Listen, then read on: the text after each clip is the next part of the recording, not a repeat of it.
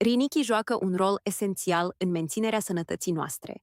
Funcțiile lor principale includ filtrarea sângelui pentru a elimina toxinele, reglarea echilibrului apei și electroliților, controlul tensiunii arteriale și producerea hormonilor esențiali.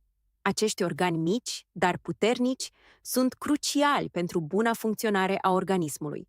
Din păcate, rinichii pot fi afectați de diverse afecțiuni. Pietrele la rinichi, infecțiile urinare, insuficiența renală și boala renală cronică sunt cele mai frecvente probleme. Este important să fim conștienți de simptomele acestor afecțiuni și să ne îngrijim de sănătatea rinichilor noștri. Pentru a ne proteja rinichii, este esențial să bem suficientă apă, să menținem tensiunea arterială și glicemia sub control și să evităm excesul de sare.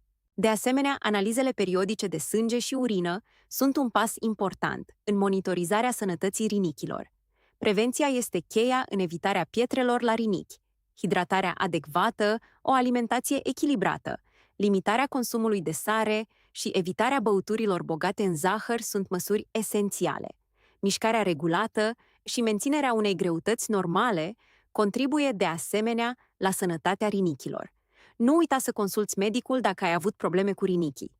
Analizele și evaluările pot ajuta la identificarea riscurilor și la stabilirea unui plan de prevenție personalizat. Grija pentru rinichii tăi este crucială pentru o viață sănătoasă.